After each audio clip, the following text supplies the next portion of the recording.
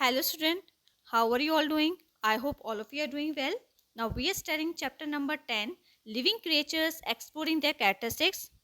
This is part 3 of this chapter. We shall start explanation of this chapter. 10.3 Growth and Movement in Plants. How do plants response to sunlight, कैसे कोई पौधा जो है जब उसके ऊपर सूरज की रोशनी पड़ती है तो वो क्या रिएक्ट करता है. Does sunlight affect the direction of growth of different parts of a plant? सूरज की रोशनी का क्या प्रभाव जो है, डायरेक्शन जो है, जिस डायरेक्शन में पौधे की ग्रोथ हो रही होती है उस पर प्रभाव पड़ता है क्या? जो डिफरेंट पार्ट्स हैं प्लांट के उस पर भी प्रभाव पड़ता है सूरज की रोशनी का. In which direction would the root and shoot of a plant grow, और किस डायरेक्शन में रूट और शूट जो है एक पौधे की ग्रो होगी. And move if the plant is place inverted.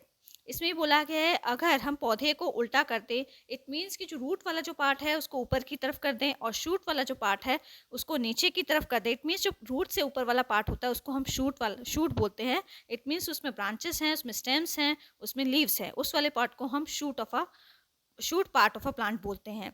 तो अगर इस तरीके से हम प्लांट के जो पार्ट्स हैं उसको अगर हम रिवर्स कर दें, इन्वर्ट कर दें, उल्टा कर दें, तो क्या इफेक्ट पड़ेगा, उसकी सनलाइट का क्या इफेक्ट पड़ेगा, कैसे उसकी ग्रोथ होगी. How would you design an activity to find answer to these questions. अभी हम एक एक्टिविटी करेंगे, उसके ज़रिए हमें सारे आंसर्स जो है हमारे क्वेश्चंस के हमें मिल जाएंगे.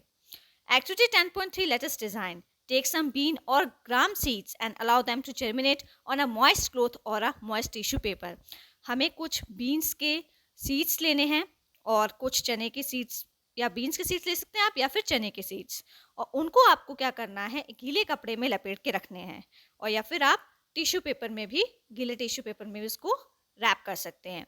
Let them germinate until each of them develop into a seedling, have a small root and small shoot. और आपको क्या करना है, जब आप इस तरीके से उसको मॉइस्ट क्लोथ में आप रैप करके रख देंगे, लपेट के रख देंगे, तो आप देखेंगे उसमें से छोटे छोटे से जो मतलब कि सीड्स जो हैं उसमें से कलियां निकलनी शुरू हो जाएगी. इट मीन्स कि उसमें से आपको रूट दिखाई देगी. जो आपने सीड्स मॉइस्ट कपड़े में रखे हैं या मॉइस्ट टिश्यू पेपर में रखा है जो सीड्स को, उसकी जो रूट्स है वो आपको छोटी छोटी रूट्स दिखाई देंगे. छोटा सा आपको उसमें स्टेम वाला पार्ट भी दिखाई देगा. इसका मतलब क्या है कि जो सीड्स हैं वो जर्मिनेट, उसमें जर्मिनेशन की प्रोसेस जो है वो स्टार्ट हो गई है. Now take 3 glass beakers or tumblers and label them as A, B and C. फिर आपको 3 ग्लास के बीकर्स लेने हैं, या फिर आपको और कोई बर्तन ले सकते हैं आप, और तीनों को आपको लेबल करना है. फर्स्ट वाले को आप लेबल करेंगे ए, और सेकेंड वाले को आप लेबल करेंगे बी, और थर्ड वाले को आप लेबल करेंगे सी. Take 3 glass plates and attach a thick blotting paper to one side of each plate using a thick soft cotton thread. फिर आपको क्या करना है, 3 ग्लास प्लेट्स लेनी है और उसके ऊपर आपको एक मोटा सा ब्लॉटिंग पेपर जो है उसको एक साइड से उसको अटैच करना है. फिर उसी में आपको जो है, जो एक थ्रेड है, कॉटन का थ्रेड है, उसको भी अटैच करना है. Fix one seedling on each plate using a thick soft cotton thread as shown in figure 10.2, ensuring that the plant is not damaged. फिर आपको क्या करना है, एक प्लेट की एक साइड पे आपको सीड को फिक्स करना है, वो भी थ्रेड के साथ. और जब आप इस तरीके का प्रोसेस करेंगे तो आपको ये इंश्योर करना है कि आपका जो प्लांट है वो डैमेज ना हो, उसको कोई नुकसान ना हो, वो टूटे ना. Now place one glass plate upright with a seedling attached into each of the beaker A and beaker C as shown in figure 10.2A and figure 10.2C. फिर आपको क्या करना है, जो एक ग्लास प्लेट है उसको ऊपर की तरफ रखना है, उसमें बीज अटैच होना चाहिए बीकर ए के अंदर, और बीकर सी के अंदर आपको इसी तरीके से सीड को अटैच करना है, जैसे कि आपको फिगर 10.2A में भी शो किया गया है, और फिगर 10.2C में भी आपको इसी तरीके की प्रोसेस जो है, इस तरीके से आपको दोनों टम्बलर्स में आपको सीड्स को प्लेट के साथ अटैच करना है. In beaker B, arrange the plates such as that the shoot of a seedling is directed downwards and the root is directed upward as shown in figure 10.2B. अब beaker B में आपको इस तरीके से plate को arrange करना है कि जो शूट है सीडलिंग, जो मतलब कि इट मीन्स इसमें बोला गया है कि जो रूट वाला जो पार्ट है वो आपको ऊपर की तरफ रखना है, और जो आपका शूट वाला पार्ट है प्लांट का, पार्ट्स ऑफ अ प्लांट का, उसको आपको नीचे की तरफ रखना है. इस तरीके से आपको इसमें प्लांट को प्लेस करना है, सीड को प्लेस करना है. इन फिगर 10.2 भी, ये आपको फिगर 10.2 में भी शो किया गया है। Pour water into all the 3 beakers to ensure that the sealing in each beaker remains the above water level. और आपको तीनों ही बीकर में पानी डालना है और इस तरीके से पानी डालना है कि जब जो सीड है वो बीकर में ऊपर की तरफ, पानी का जो लेवल है उसमें उसके ऊपर सीड हो, उसके अंदर अंदर नीचे की तरफ सीड नहीं जाना चाहिए, पानी के लेवल से ऊपर ही सीड होना चाहिए। In each case let the bottom of the blotting paper gets completely wet by soaking in the water. In this way the seedling will get moisture from the wet blotting paper. और हर case में आपको क्या करना है, जो bottom है जो blotting paper का, उसको पूरी तरीके से गीला करना है, उसको पूरी तरीके से पानी में सोक कर देना है। इस तरीके से क्या होगा, जो सीड होगा, जो सीड को जो मॉइस्चर है और जो सीड को जो वाटर की जो रिक्वायरमेंट जो सीड को चाहिए वो ब्लॉटिंग पेपर से मिलनी चाहिए। जितनी पानी की जरूरत है वो उसे ब्लॉटिंग पेपर से मिल जाएगी। Place beaker A and beaker B in sunlight as shown in figure 10.2a and figure 10.2b। और आपको बीकर ए और बीकर बी को सूरज की रोशनी में रखना है। Position beaker C as shown in figure 10.2c. Place a cardboard box in such a way that the seedling gets light from one direction only through a small circular hole. अभी मैं आपको ये figure दिखाती हूँ। जो figure है 10.2, इसमें पूरा सेटअप दिखाया गया है कि कैसे हमने प्लांट्स को अलग अलग कंडीशंस में रखा है। जो पहली वाली कंडीशंस है उसमें मैं आपको पहले बताती हूँ। ए वाली जो हमारा टम्बलर है उसमें क्या किया है, हमने जो पौधा है उसको ऊपर की तरफ रखा है, ठीक है। और इस पौधे को, जो टम्बलर ए में जो प्लांट हमने रखा है, उसको सारी तरफ से सनलाइट मिल रही है, सारे डायरेक्शन से उसको सनलाइट मिल रही है।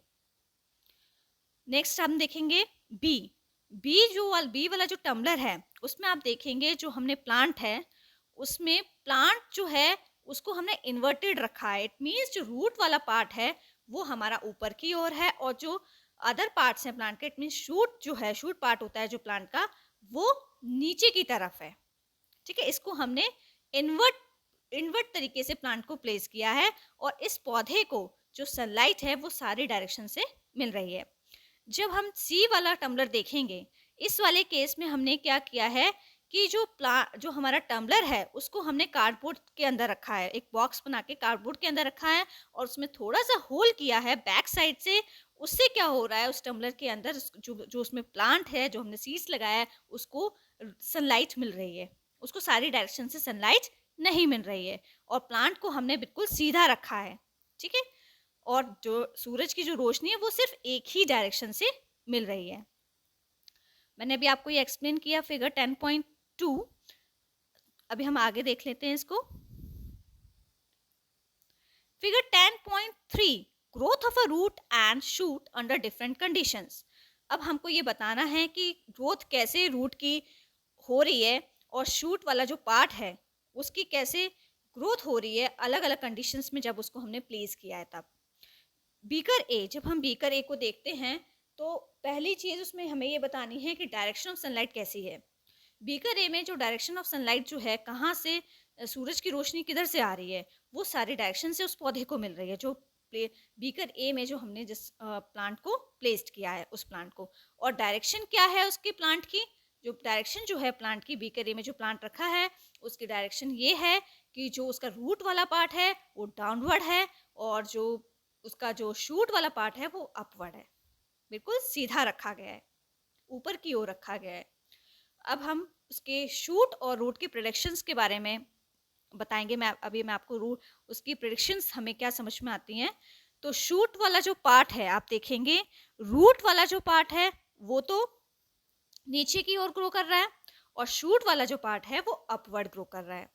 इसी तरीके से हम ऑब्जर्वेशन में सेम चीज़ लिखेंगे कि जो उसके प्रेडिक्शंस हैं, जो हमने अभी प्रेडिक्शन से मैच कर दी है इसकी ऑब्जर्वेशन, रूट और शूट जो है वो ग्रो किया जा रहा है जैसे हमने एक्सपेक्ट किया था कि रूट तो वो डाउनवर्ड ही होगी, नीचे मिट्टी में, सॉइल में वो ग्रो करेगी, और शूट वाला पार्ट जो है वो अपवर्ड ही ग्रो करेगा। सेकेंड टम्बलर जो है हमारा बी टम्बलर जो है, उसको जब हम देखेंगे, जो डायरेक्शन ऑफ सनलाइट जो उसको मिल रही है वो भी ऑल डायरेक्शन से मिल रही है, लेकिन डायरेक्शन सनलाइट तो सारे डायरेक्शन से मिल रही है, लेकिन डायरेक्शन ऑफ जो प्लांट है वो यहाँ पे चेंज है। वो कैसे चेंज है, यहाँ पे जो डायरेक्शन जो है प्लांट को हमने क्या किया है, यहाँ पे उल्टा करके रखा है। इट मीन्स कि जो हमारा रूट वाला प्लांट है वो ऊपर की ओर है, अपराइट रखा है उसको, और जो शूट पार्ट है प्लांट का, इट मीन्स उसके स्टेम हो गया, ब्रांच हो गया, लीव्स हो गया, वो वाला पार्ट हमने नीचे की ओर रखा है। तो अभी हम इसकी शूट और रूट के बारे में बताएंगे। रूट जो है वो तो ग्रो करेगी अपवर्ड, और शूट जो है, इस केस में जो रूट है वो शूट जो है वो अपवर्ड हमने दिखाया है रूट को, और शूट को हमने डाउनवर्ड दिखाया है। लेकिन जब ग्रोथ होगी इस पौधे की, तब जो रूट जो है इस केस में जो है वो डाउनवर्ड ही ग्रो करेगी। ठीक है, डाउनवर्ड ग्रो करेगी, और शूट वाला जो पार्ट है वो ऊपर की ओर ग्रो करेगा। तो same matching with the observations, यही ऑब्जर्वेशंस में हम लिखेंगे कि रूट और शूट जो है वो अडेप्ट देयर ग्रोथ अकॉर्डिंगली, अपने हिसाब से वो अरेंजमेंट हो जाएगा इसके अंदर। बीकर जो हमारा सी है, उसकी जब हम बात करते हैं तो direction of sunlight only from one direction, क्योंकि उसको हमने कार्डबोर्ड में रखा था और एक होल किया था जिसके जरिए उसमें सनलाइट पास हो रही थी। और यहाँ पे हमने पौधे को बिल्कुल अपवर्ड डायरेक्शन में रखा था, सीधे रखा था, अपराइट। और शूट और रूट के बारे में अगर हम डिस्कस करें तो शूट तो ग्रो होगी, मतलब कि शूट जो है वो अपवर्ड की ओर ग्रो करेगा, शूट वाला पार्ट, और रूट जो है वो डाउनवर्ड की ओर उसकी ग्रोथ होगी रूट की। और सेम थिंग विथ ऑब्जर्वेशन में हम सेम थिंग है, मैच करने इसके प्रेडिक्शन से वो मैच कर रहा है कि शूट वाला जो पार्ट है वो ग्रो होगा अपवर्ड, और जो रूट वाला पार्ट है वो ग्रो होगा downward. What is the direction of growth of root and shoot in beaker A, B and C? Based on your observation, do your predictions match your observations? What do you conclude from this activity? अभी जो मैंने आपको table में discuss करके बताया, उस वही चीज़ जो है वो हम अभी यहाँ पे डिस्कस करेंगे। इसमें बोला है कि डायरेक्शन क्या होगी ग्रोथ ऑफ रूट की और शूट की, बीकर ए, बी और सी, जो हमारे ऑब्जर्वेशन पे बेस्ड जो हमने अभी किया उसके ऑब्जर्वेशन के बेस पे आपको बताना है। Do your predictions match your observations? क्या आपकी प्रेडिक्शंस जो है वो ऑब्जर्वेशन से मैच कर रही है? Yes. What do you conclude from this activity? और इस एक्टिविटी से आपको क्या समझ में आ रहा है?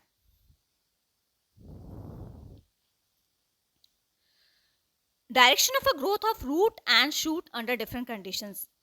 अभी हम डायरेक्शन के बारे में पढ़ेंगे कि कैसे जो है ग्रोथ हो रही है रूट वाले पार्ट की और शूट वाले पार्ट की अंडर डिफरेंट कंडीशन, जब उसको अलग अलग कंडीशन में जब उसको हमने प्लेस्ड किया है। तो फर्स्ट वाले टम्बलर में, ए वाला जो टम्बलर है उसमें जो है upright plant kept in sunlight from all direction, वही चीज़ जो मैंने अभी आपको थोड़ी देर पहले एक टेबल 10.2 में समझाई थी कि जो प्लांट है वो उसको सनलाइट सारे डायरेक्शन से मिल रही है, तो प्लांट भी उसी डायरेक्शन में, अपराइट वाली डायरेक्शन में जो है प्लांट वो ग्रो करेगा। इट मीन्स जो शूट वाला जो पार्ट है वो ऊपर की ओर ग्रो करेगा और जो रूट वाला पार्ट है वो नीचे की ओर ग्रो करेगा। बी वाले में जब हम देख लेते हैं inverted plant caps in sunlight from all directions, इसमें जब प्लांट को इन्वर्टेड रखा गया है तो सनलाइट सारे डायरेक्शन से मिल रही है। तो इसमें जो है जो आपका रूट वाला पार्ट है वो ऊपर की तरफ हमने रखा था और शूट पार्ट है प्लांट का उसको नीचे की तरफ रखा था, लेकिन जो ग्रोथ जो होगी वो रूट वाला जो पार्ट है वो डाउनवर्ड की ओर चला जाएगा, और जो शूट पार्ट है जो प्लांट का जिसमें लीव्स स्टेम वगैरह हैं वो वाला प्लांट जो है वो अपवर्ड की तरफ ग्रोथ करेगा। टम्बलर सी की जब हम बात करते हैं, इस वाले केस में जो हम देखते हैं upright plant kept in sunlight from one direction, यहाँ पे जो है सूरज की रोशनी जो है वो उसे एक डायरेक्शन से मिल रही है और यहाँ पे प्लांट्स जो है वो ऊपर की ओर रखा हुआ है, और इसमें जो रूट वाला जो प्लांट है वो नीचे की ओर ग्रो करेगा और जो शूट पार्ट है जो प्लांट का वो अपवर्ड ग्रोथ करेगा। From the results of this experiment, table 10.3 and figure table 10.3, we note that when the plant is kept upright, the root grows downward and the shoot grows upward. Beaker A में plant जो है उसको हमने सीधा रखा था, उसकी root जो है वो नीचे की तरफ ग्रो करेगी और जो शूट वाला जो पार्ट है वो ऊपर की तरफ ग्रो करेगा। बीकर बी की जब हम बात करते हैं, when the plant is kept inverted, जब हमने पौधे को इन्वर्ट रखा था, इन्वर्ट इट मीन्स कि जो हमने रूट वाला पार्ट था वो ऊपर की तरफ उसको रख लिया था और जो शूट पार्ट था जो प्लांट का वो हमने नीचे की ओर कर दिया था। The root bends and grows downward. आप देखेंगे इस केस में जो रूट है वो झुकी हुई है और लेकिन वो रूट जो है वो डाउनवर्ड की तरफ ही ग्रो करेगी, वो अपवर्ड की तरफ ग्रोथ नहीं करेगी। Also the shoot bends and grows upward. ऐसे ही जो शूट वाला जो पार्ट है वो नीचे की तरफ झुका हुआ है लेकिन वो ग्रो कर रहा है ऊपर की ओर। Beaker C. When the plant gets sunlight only from one direction, the shoot goes in the direction of light while the root continues to grow downwards. आप देखेंगे प्लांट को जो रोशनी जो है इस केस में वो एक ही डायरेक्शन से मिल रही है, तो जो शूट वाला जो पार्ट है वो उस डायरेक्शन में ग्रो करेगा जहाँ से लाइट आ रही है। ठीक है, इट मीन्स वो अपवर्ड ही है और रूट वाला पार्ट जो है वो नीचे की ओर ही ग्रो करेगा। After conducting activity 10.3, we can conclude that shoot of a plant grow upward and exhibit movement towards sunlight, but roots of a plant grow downwards. तो जब हमने ये एक्टिविटी की, इस एक्टिविटी से हमें ये पता चलता है कि शूट पार्ट जो है प्लांट का वो ऊपर की ओर ही ग्रोथ करेगा और जो मूवमेंट जो है प्लांट्स के अंदर जहाँ मतलब सी सूरज की जो रोशनी जहाँ पड़ रही है उसी तरफ जो है प्लांट जो है वो ग्रो करेगा अपवर्ड की तरफ, शूट पार्ट जो है प्लांट का, और जो रूट पार्ट है प्लांट का वो नीचे की ओर ही ग्रो करेगा। It means root part of a plant grow downwards.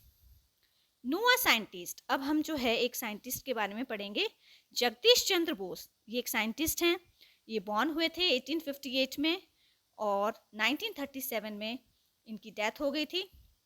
Was an Indian scientist who did some fascinating experiments with plants. उन्होंने बहुत सारे एक्सपेरिमेंट्स जो हैं वो प्लांट्स पे किए थे। He built a machine called a crystallograph to record how plants respond to stimuli like light, heat, electricity and gravity. और इन्होंने बहुत सारे एक्सपेरिमेंट किए प्लांट्स के साथ, पौधों के साथ। उन्होंने एक मशीन को भी बनाया जिसका उस मशीन को बोलते हैं क्रिस्कोग्राफ, जिससे वो ये पता लगाते थे कि प्लांट्स जो हैं वो कैसे रिएक्ट करते हैं जब उन पे सूरज की रोशनी पड़ रही है या ज़्यादा धूप पड़ रही है, या इलेक्ट्रिसिटी के केस में कैसे वो मतलब कि रिस्पॉन्ड कर रहे हैं, क्या रिएक्ट कर रहे हैं, ग्रेविटी के केस में कैसे प्लांट रिएक्ट कर रहे हैं। तो ये सारी चीज़ों के बारे में उन्होंने क्रिस्कोग्राफ जो मशीन है उसके ज़रिए सारी जो एक्टिविटी जो है एक पौधे की वो रिकॉर्ड की थी। With this machine he could major how fast plant grow. और उन्होंने इस मशीन की हेल्प से ये भी चीज़ देखी थी कि कैसे प्लांट्स, कितनी जल्दी प्लांट ग्रो करता है। ठीक है, उसका जो प्लांट में जो ग्रोथ हो रही है वो कितनी फास्ट हो रही है। He also show that plants can sense and response to stimuli. उन्होंने ये भी बताया कि कोई पौधा जो है वो सेंस भी कर सकता है और जब स्टिमुलाई है, इट मीन्स जो छुई मुई का पौधा होता है, जब उसको हम टच करते हैं वो तुरंत उसकी लीव्स बंद हो जाती हैं, तो वो कब रिएक्ट करता है उसके बारे में भी इन्होंने बताया है। 10.4 life cycle of a plant. अब हम लाइफ साइकिल, एक पौधे की लाइफ साइकिल के बारे में पढ़ेंगे। जैसे कि ह्यूमन बीइंग जो है वो बॉर्न होते हैं, फिर वो बॉर्न होने के बाद फिर वो अडल्ट बनते हैं, मतलब चाइल्डहुड वाली स्टेज में आते हैं, फिर उसके बाद वो एडोलसेंस की स्टेज में आते हैं, फिर एडल्ट की स्टेज में आते हैं, फिर वो एक दिन बूढ़े हो जाते हैं। इसी तरीके से जो है हम पौधों की भी लाइफ साइकिल के बारे में जानेंगे। एक पौधा जो होता है उसकी एक किस स्टेजेस से वो गुजरता है, कौन कौन से स्टेजेस होते हैं जिससे वो पास ऑन होता है। We have learned about conditions required for germination and how plants grow and exhibit movement. Let us now explore the changes of a plant undergoes in its whole life. जैसे कि मैंने अभी आपको बताया कि बीज से जब पौधा बनता है तो उसको क्या क्या कंडीशंस की ज़रूरत पड़ती है बीज से एक पौधा बनने के लिए। उसको एयर चाहिए, वाटर चाहिए, सनलाइट चाहिए, लाइट चाहिए, और उसमें कैसे ग्रोथ होती है और कैसे उसमें मूवमेंट हो रही है उसके बारे में तो हमने अभी पढ़ा ही था। लेकिन अब हम ये पढ़ेंगे कि प्लांट जो है उसको, उसमें क्या क्या चेंजेस हमको देखने को मिलते हैं उसकी पूरी लाइफ साइकिल में। Activity 10.4 let us explore. Plant a bean seed and provide suitable conditions for its growth. Observe regularly for 3 months. आपको क्या करना है, एक बीन का सीड लेना है और उसको आपने मतलब ग्रो करना है, ठीक है, और उसको पूरा सुटेबल कंडीशन देनी है जैसे कि उसकी ग्रोथ हो, और इस तरीके से इस पौधे को आपको रेगुलरली ऑब्जर्व करना है 3 मंथ्स तक continue. Record your observation in table 10.4 and as and when changes becomes visible. और आपको फिर क्या करना है, जो आपने बीन का सीड लगाया है उससे जो वो प्लांट जर्मिनेट हो रहा है उसकी ग्रोथ और उसमें जो भी ऑब्जर्वेशन आपको देखने को मिल रही है कि उसमें पत्ती कब आई, ठीक है, उसमें ब्रांच कैसे क्या डेवलप हो रही हैं, तो वो सारे जो चेंजेस जो आपको दिखाई दे रहे हैं उसको आपको पूरा रिकॉर्ड करना है.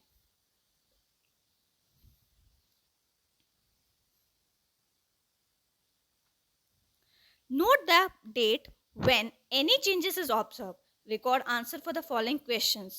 और मैंने आपको जैसे आपको बताया आपको डेट को भी मतलब कि डेट को भी नोट करना है कि किस दिन क्या चेंज आया, ठीक है, किस दिन कितनी पत्तियां आई, किस दिन ब्रांच का डेवलप हुआ, किस दिन, मतलब इस तरीके से आपको पूरा जो डाटा है जो उसकी लाइफ साइकिल में जो जो उसके उसमें जो प्रोसेस हो रहा है वो पूरा आपको रिकॉर्ड करना है. और जैसे कि आपको उसके क्वेश्चंस, बहुत सारे क्वेश्चंस होते हैं, उनके आपको आंसर्स मिल जाएंगे अगर आप इस तरीके से पूरा डाटा रिकॉर्ड करेंगे तो.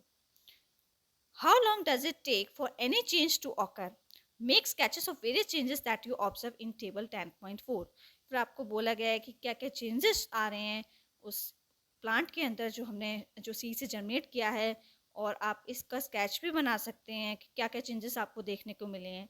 तो इसको आप टेबल 10.4 में आप इसको अपने आप भी बना सकते हैं, क्या क्या स्टेजेस से वो जो प्लांट है वो जो कौन से स्टेजेस है जो प्लांट से वो क्रॉस कर रहा है.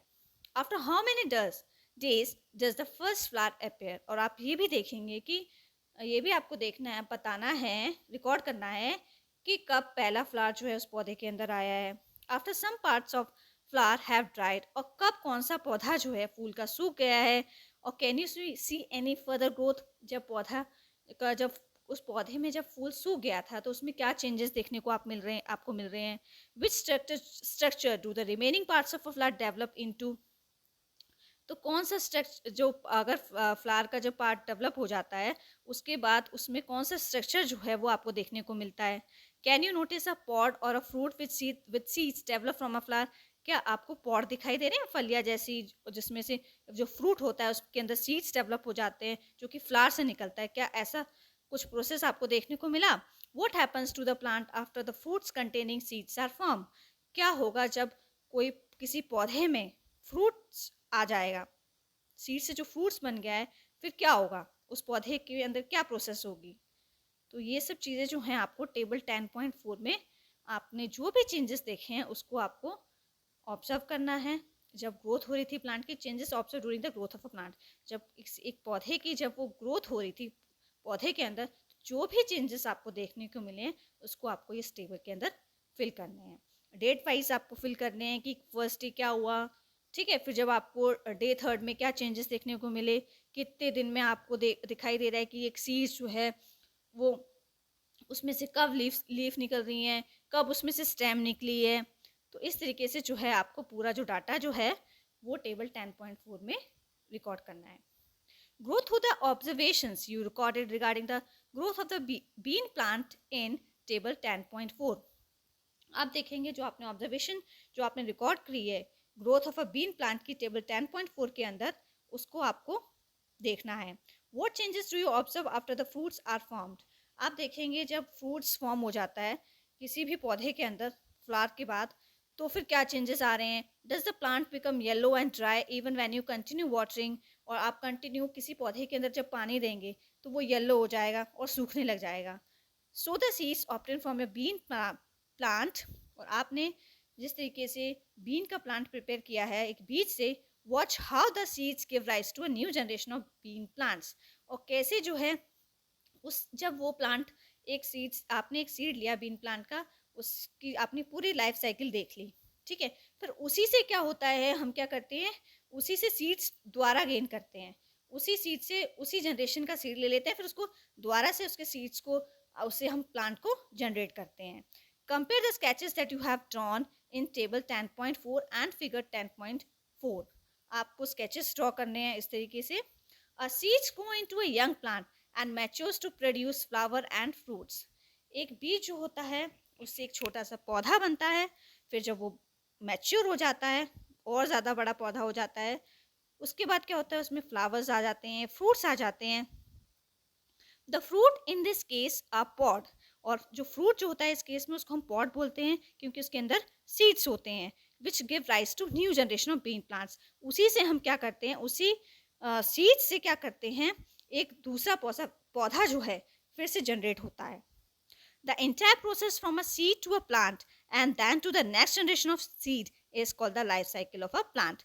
जब इसी प्रोसेस से एक सीड से फिर द्वारा से एक प्लांट बनता है, वो नेक्स्ट जनरेशन का सीड्स कहलाता है, उसी को हम लाइफ साइकिल ऑफ प्लांट कहते हैं। फिगर 10.4 में आपको ये पूरी लाइफ साइकिल जो है प्लांट की वो एक्सप्लेन की गई है। When a plant stops growing and all activities of life gradually comes to an end, जब कोई भी पौधा, किसी भी पौधे के अंदर जब ग्रोथ रुक जाती है तो, और उस जो सारी एक्टिविटीज जो होती हैं उस प्लांट की रुक जाती है, इट मीन्स उसमें ग्रोथ रुक गई है, तो आप एक ना एक दिन वो क्या होगा, फिर वो प्लांट जो है वो उसका भी एंड हो जाएगा, मर जाएगा। जब वो प्लांट जो है उसमें जब ग्रोथ रुक जाएगी तो ना ही उसमें फ्लावर आएगा, ना ही उसमें फ्रूट आएगा, कुछ नहीं आएगा उसके अंदर, ना ही उसके अंदर सीड्स पॉड आएंगे, ठीक है। तो उसकी जब एक लाइफ साइकिल जब उसकी एंड हो जाती है तो वो जो प्लांट है उसकी डेथ हो जाती है। Even after the availability of all the necessary conditions the plant is considered dead. आप चाहें उसमें कितना भी पानी डालो, आप चाहें उसमें कितना भी उसको धूप में रखो, तो वो जब डेड हो जाता है तो उसका आप कुछ नहीं कर सकते हो। इस तरीके से उस प्लांट की जो है वो लाइफ साइकिल कंप्लीट हो जाती है।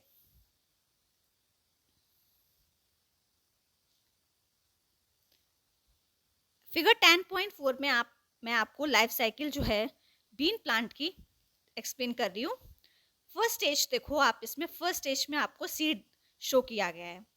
पहले हम सीड लेते हैं, फिर सीड से क्या करते हैं, एक छोटा सा प्लांट जनरेट होता है। तो जो रूट वाला पार्ट देखिए वो सॉइल में दिखा रहा है, और उसी से क्या होता है, जो सीड्स जो हैं, जो हमने ये जो हमारा सीड है, जब सीड्स के दो पार्ट जब अलग हो जाते हैं, दोनों कॉटिलिडन्स जो हैं बाहर, उसके दोनों कॉटिलिडन्स जब बाहर की तरफ आ जाते हैं, उसमें से एक एम्ब्रियो डेवलप होता है, ठीक है। वो उसी एम्ब्रियो से क्या होता है, पौधा जनरेट होता है। स्टेज 3 में आप देखेंगे इस पौधे के अंदर लीव्स आ गई हैं, अपीयरेंस ऑफ लीव्स हमें दिखाई देने लग गई हैं। जब हम स्टेज 4 देखते हैं तो पौधे के अंदर हमें फ्लावर्स दिखाई देने लग गए हैं। स्टेज 5 में जब हम देखते हैं तो हमें फ्लावर के बाद फ्रूट्स दिखाई दे रहे हैं, और फ्रूट्स में हमें क्या मिलता है, फलियां सी होती हैं फ्रूट्स, उसके अंदर क्या होगा, ये जो फ्रूट्स है वो इट मीन्स बीन्स, हमने बीन्स का सीड लगाया तो उसमें बीन्स आएगा, तो बीन्स की जो हमें फलियां दिख रही है उसके अंदर क्या है, सीड्स है, ठीक है। तो ये सीड्स जो हैं फिर क्या होगा, जो ये फलियां है इसी को वापस से, जो फलियों के अंदर क्या होते हैं, सीड्स होते हैं, उसी को हम पॉड बोलते हैं। तो फिर दोबारा से क्या होगा, इसी सीड्स को हम क्या करेंगे, दोबारा से इसी से क्या करेंगे, प्लांट्स को डेवलप करेंगे, मतलब दूसरी जनरेशन का हम प्लांट्स लेके आएंगे। और जब इसके अंदर सीड्स डेवलप हो जाते हैं, फ्रूट बन जाता है, तो उसी समय आप देखेंगे जो पौधा जो है उसकी डेथ भी हो जाती है। तो इस तरीके से ये साइकिल जो है फिर अगेन रिपीट होगी। फिर जो हमारे पास फ्रूट है उसके सीड से फिर दोबारा से हम सीड को उसके अंदर पौधे को दोबारा से उसका पौधा जो है वो जनरेट करेंगे, जर्मिनेट करेंगे। तो इस तरीके से जो है ये लाइफ साइकिल रिपीट होती रहती है। जो सारी प्रोसेस है इसमें, जैसे स्टेज 1 में सीड जो है वो सीड से हमने फिर ग्रो किया, सीड का जर्मिनेशन किया, फिर अपीयरेंस ऑफ लीव हुई, लीव वाली प्रोसेस दिखाई दी हमें स्टेज 3 में। स्टेज 4 में अपीयरेंस ऑफ फ्लावर, और स्टेज 5 में अपीयरेंस ऑफ फ्रूट्स। तो ये लाइफ साइकिल जो है वो अगेन एंड अगेन इस तरीके से रिपीट होती रहती है। Now this part is complete, और जो इसका नेक्स्ट पार्ट है वो पार्ट 4 है, वो हम नेक्स्ट वीडियो में करेंगे, नहीं तो ये चैप्टर बहुत ज़्यादा लेंथी हो जाएगा। Please like and subscribe my channel. Thank you.